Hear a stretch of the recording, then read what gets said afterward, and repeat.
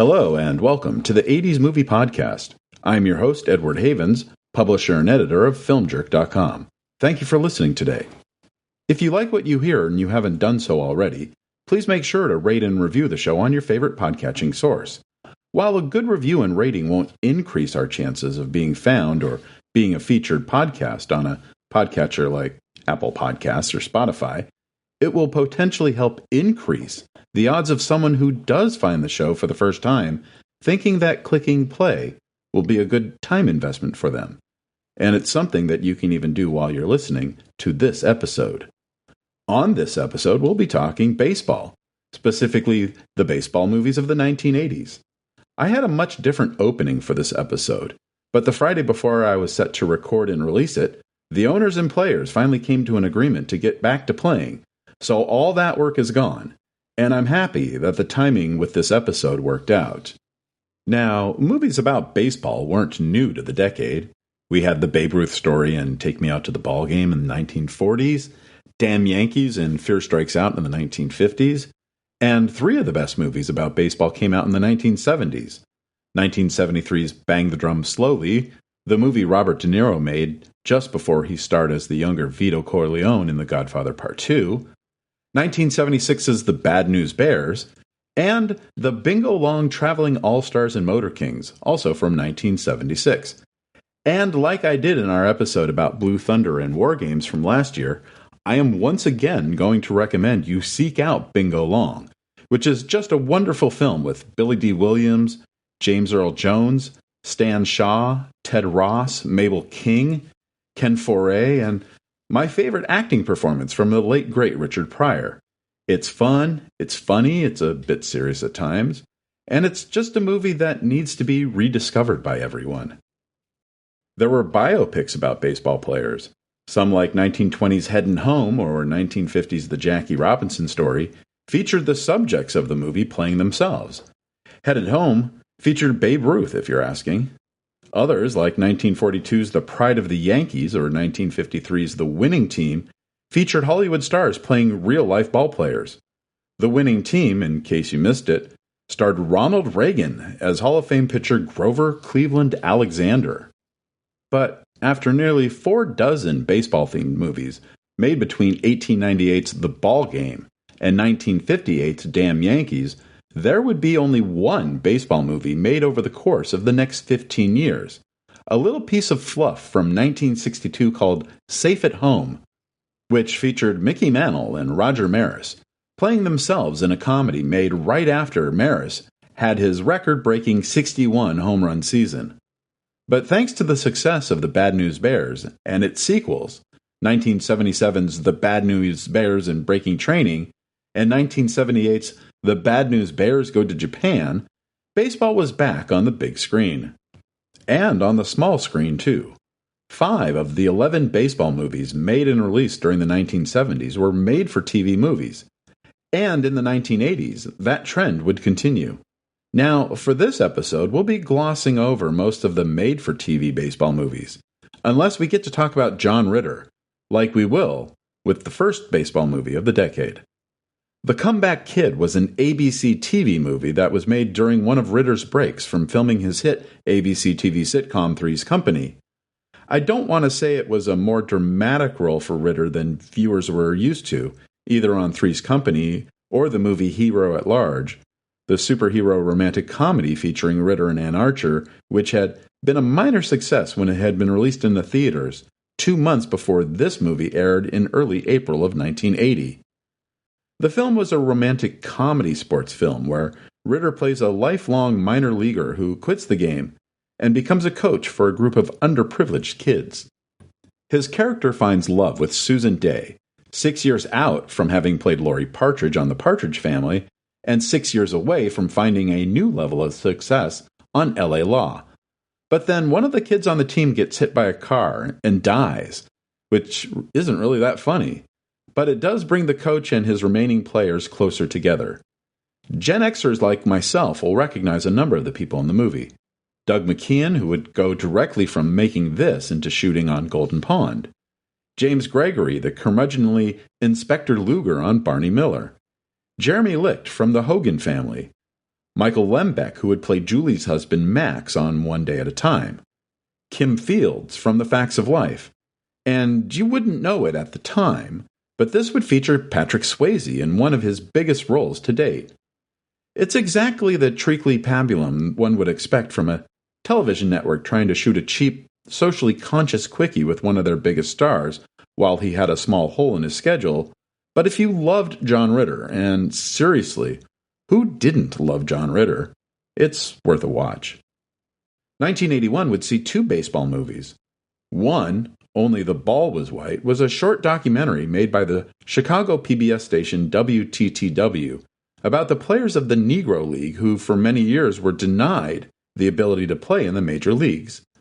Narrated by Paul Winfield, the documentary featured interviews with several of the Negro players' greatest players, including Ray Campanella, Buck Leonard, Don Newcombe, Ted Paige, and Satchel Paige.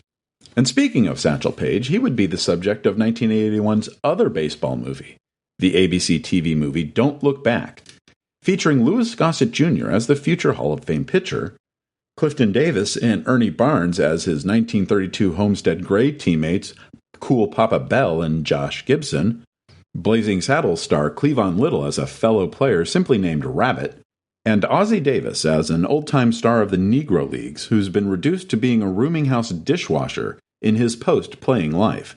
It's a bit heavy-handed, and it's cast as far better than the movie they're given to perform in. But if you know nothing about Satchel Paige before it, at least you know who he was after watching it. 1982 was bereft of any baseball movies, but 1983 would have two mostly forgettable entries, one each from movie theaters and from television. The feature film was called Blue Skies Again from Warner Brothers, and it was the kind of trash that could ruin a young star's career. Harry Hamlin stars as the owner of a minor league baseball team in Denver, who is convinced to give a female softball player a chance to try out for the team because the owner has the hots for the softball player's personal manager.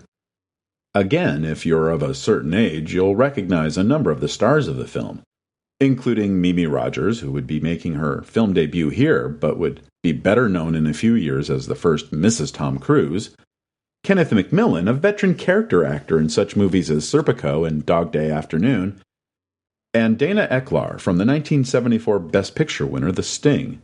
And you wouldn't know it at the time, but this would also be the biggest role to date for a young actor named Andy Garcia.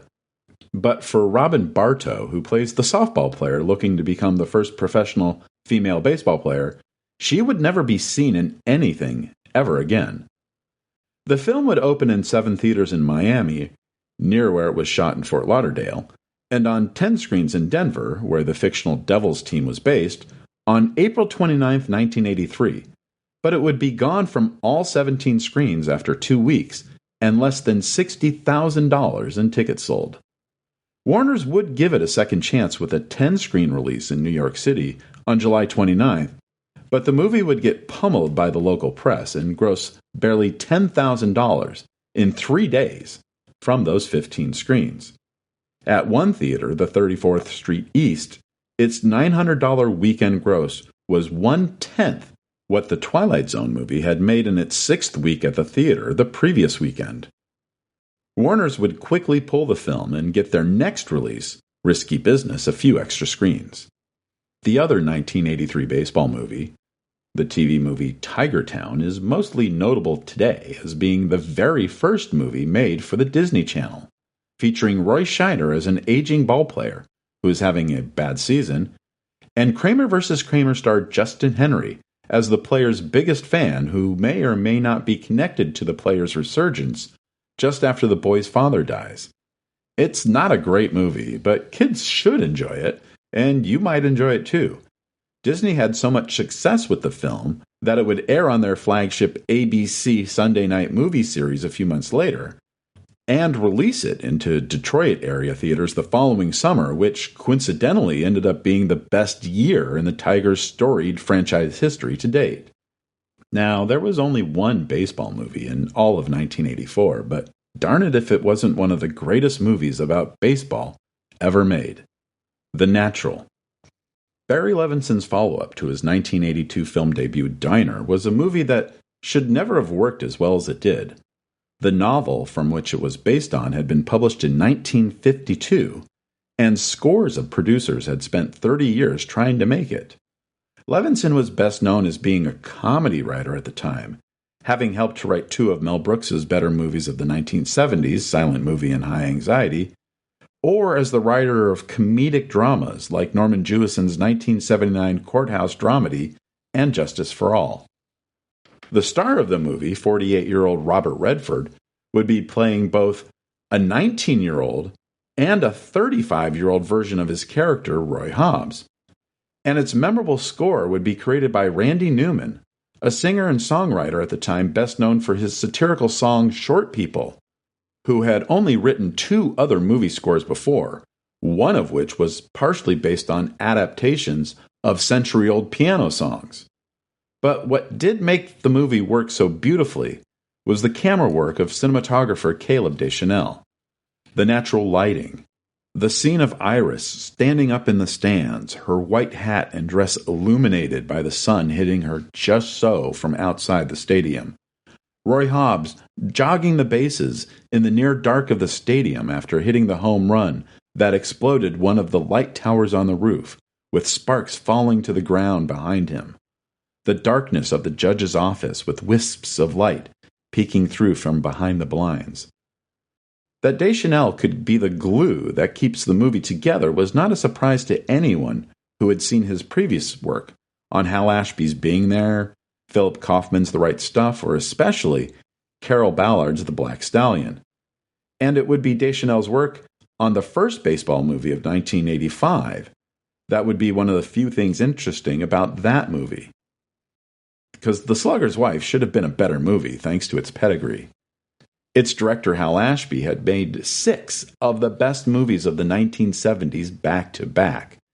Harold and Maude, The Last Detail, Shampoo, Bound for Glory, Coming Home, and Being There. Between those 6 movies, there were 23 Academy Award nominations, including 2 Best Picture nominations, and 6 wins.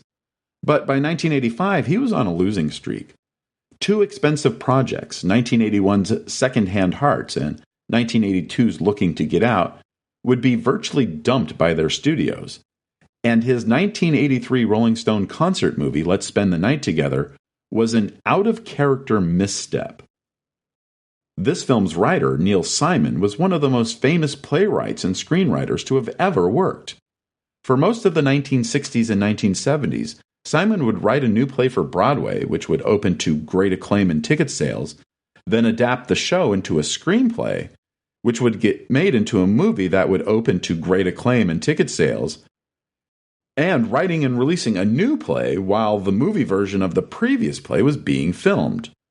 From The Odd Couple in 1968 to Chapter 2 in 1979, practically every movie Simon wrote was a critical success, a box office success, and an award favorite.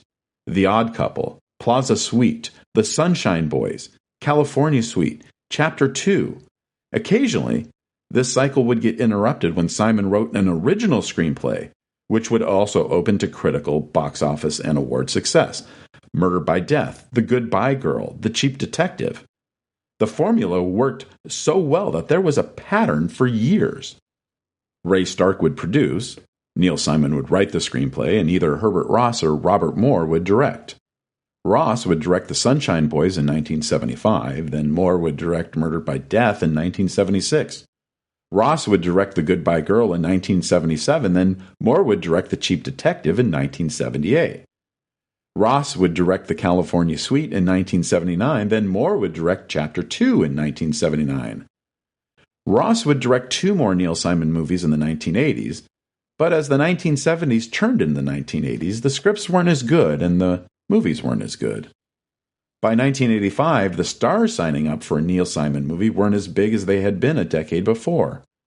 Gone were the days of actors like Alan Alda and Michael Caine, Peter Falk and Jane Fonda, Alec Guinness and Madeline Kahn, Jack Lemmon and Walter Matthau, David Niven and Richard Pryor, Peter Sellers or Maggie Smith dropping everything to be in a Neil Simon movie. But then, The Slugger's Wife wasn't a typical Neil Simon story. It would tell the story not about neurotic New Yorkers or cynical entertainment types, but a young baseball player for the Atlanta Braves who falls in love with a singer and whose professional fortunes rise and fall depending on where he is in his relationship with his new bride. Michael O'Keefe, the young star of Caddyshack, who had scored a Best Supporting Actor nomination in 1981 for his work as Robert Duvall's son in The Great Santini, signed on to play the ballplayer, and Rebecca De Mornay, hot off her sizzling star-making role opposite Tom Cruise in Risky Business, would play the singer. Then there's Randy Quaid as one of O'Keefe's teammates and director Martin Ritt as the manager of the team. To call The Slugger's Wife a bomb would be an understatement. It would open on March 29th against the Care Bears movie, Desperately Seeking Susan, King David, The Last Dragon, Police Academy 2, and a re-release of Return of the Jedi. On 898 screens, The Slugger's Wife would gross $1.32 million, which would put it dead last for new major openers, and 15th on the list of the top movies nationwide. For comparisons, Desperately Seeking Susan with Rosanna Arquette and Madonna opened on about 1/4 of the screens and would gross $1.53 million. And Amadeus, which would be in its 23rd week of release, would gross $2 million from 546 screens. But also, to be fair, it had just been named the Best Picture of the Year by the Academy the previous Monday. The Slugger's Wife also has the distinction of being one of the few movies to have a 0% rating on Rotten Tomatoes after 37 years. That's how truly awful this movie is. Less awful than The Slugger's Wife, but still pretty bad, is the other baseball movie of 1985, Brewster's Millions. The seventh film, based on the 1902 novel of the same name, Richard Pryor stars as a minor league baseball player who stands to inherit $300 million from a great uncle he never met if he can spend $30 million in 30 days without having any assets remaining at the end of the month. It's hard to imagine any comedy movie starring Richard Pryor and John Candy being as completely unfunny as Brewster's Millions. But as great as they were as comedic actors, Pryor and Candy made a lot of bad choices when it came to the movies they decided to make.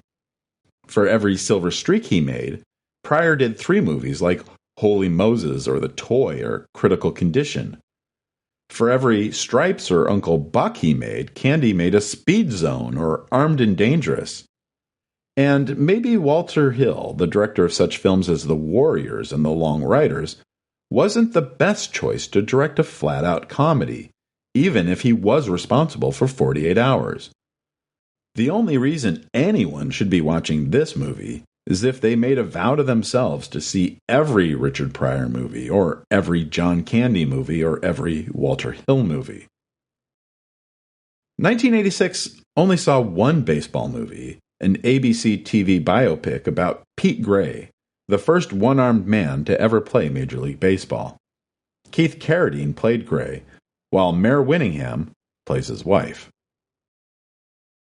There would be 2 movies about baseball in 1987, but neither of them were worth much of a mention. Long Gone was an HBO movie about an independent minor league baseball team in Florida that goes from last place to first during the summer of 1957.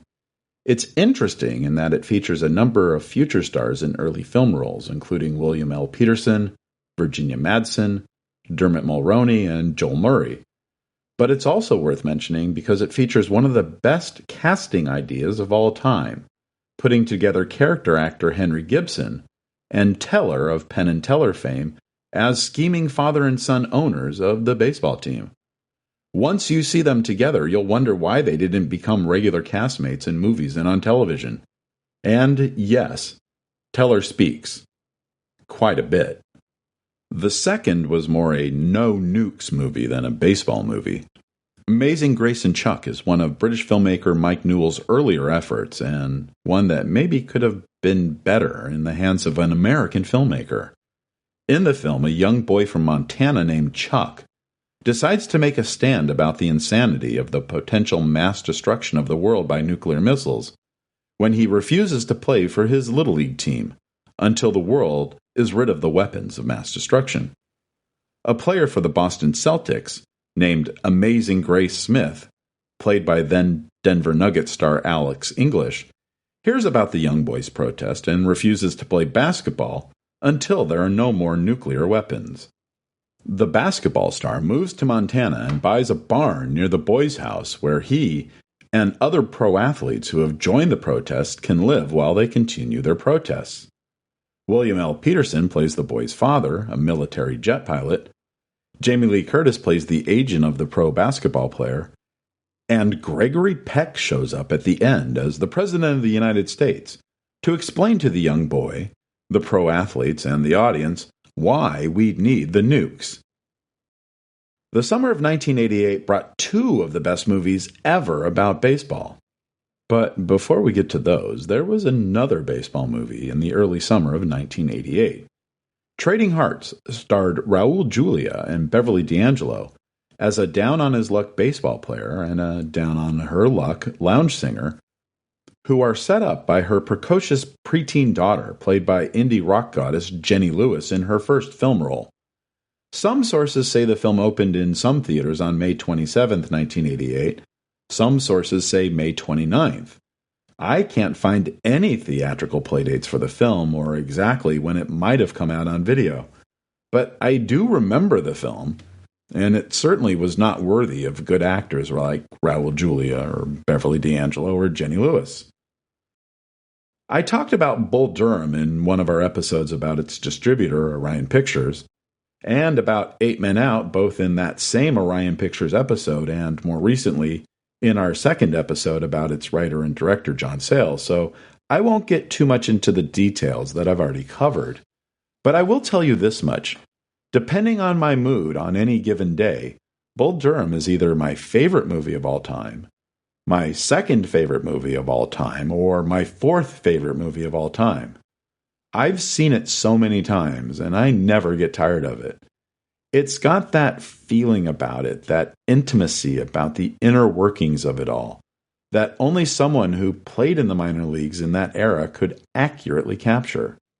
It's not a flashy movie. It's not overloaded with a bunch of technical marvels. It's a simple story, told simply with a group of actors who are firing on all cylinders, which can also be said for Eight Men Out.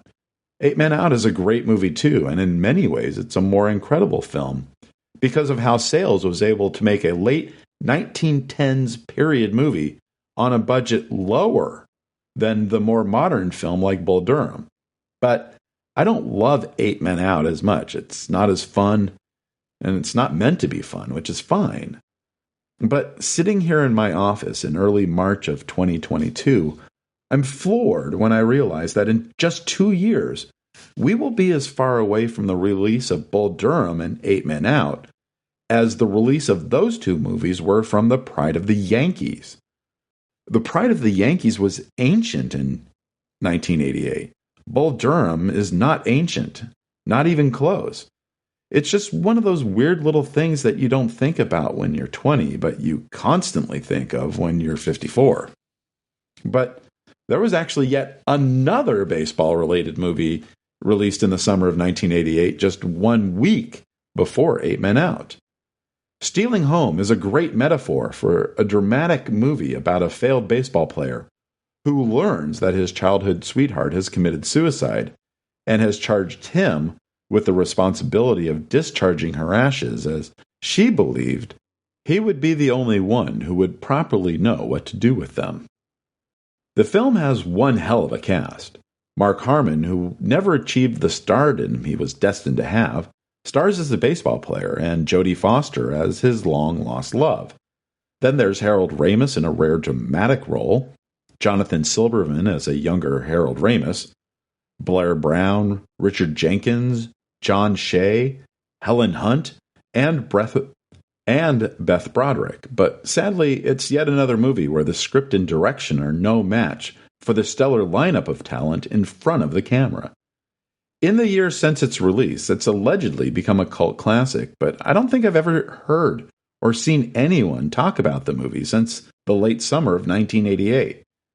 Mark Harmon claimed in 2006 that people talked to him all the time about the film, which I guess is, or was at one time, possible. I tried to watch it again for research into this episode, but it's not a good film, and it would be mostly forgotten within a couple weeks of its release, thanks to the other Jodie Foster movie from 1988, her Academy Award-winning performance in The Accused, which was released just 6 weeks later. And for some, The Naked Gun qualifies as a baseball movie, thanks to its third-act setting, but it's not really a baseball movie, but I will mention it here because it's a fun and good movie. As we come to the close of the decade, 1989, there'd be two more exceptional movies about baseball, and one not-so-good one that's mostly been forgotten. The first baseball movie of 1989 was David S. Ward's magical comedy, Major League. After the owner of the Cleveland Indians dies, his one-time Vegas showgirl wife makes a series of moves to put together the worst damn team in the sport so she can take advantage of a clause in the team's contract that would allow her to move the team to Miami if the attendance for the entire season fell below 800,000 people. As someone whose family is from Cleveland, who spent summers in the mid-1970s in suburban Cleveland listening to Indians games with his grandpa on the radio every night, and who returns to Cleveland with some regularity to visit family and go to Indians games, I can understand where Mrs. Phelps comes from. My dad, who was born and raised in Cleveland, has often been quoted as saying the best part about being from Cleveland is being far from Cleveland. I can't 100% agree with him, but I also had the luxury of not growing up in Cleveland and only being there for short bursts of time. Mrs. Phelps brings in a ragtag team of misfits, losers, and has-beens who predictably start the season off bad, and things just go worse from there until the team starts to gel together. When the manager of the team discovers Mrs. Phelps' plan, he devises a strategy to motivate the team to become champions. I love Major League as a movie. It hits all the right spots in terms of being a vulgar sports comedy, but it also hits a number of unexpected sweet spots of tenderness and caring. It would, for the most part, introduce us to Wesley Snipes and Rene Russo and Dennis Haysbert. It would give Tom Berenger his best role since Platoon, and give Bob Uecker his best acting role ever. But one of the things that I cherish most about the movie has nothing to do with the movie whatsoever. In April 1989, when the movie was being released, I was a manager in training in Monterey, California for United Artists Cinemas. We ran a number of theaters in the area, including one in Carmel, called the Golden Bough Cinema. The Golden Bough is where Major League had been booked to play in the area, and theaters ran their new movies after closing the night before they opened to make sure the print was built up correctly. And since my theater, a single-screen theater, was not opening a new film that week, I was invited to come watch the movie at the theater. The manager, knowing that I was a movie nerd and a movie theater nerd, gave me a small tour of the small theater until we stopped at a seat in the center in one row, about 2/3 of the way back. "See that seat?" he said, pointing to a seat. "Yes."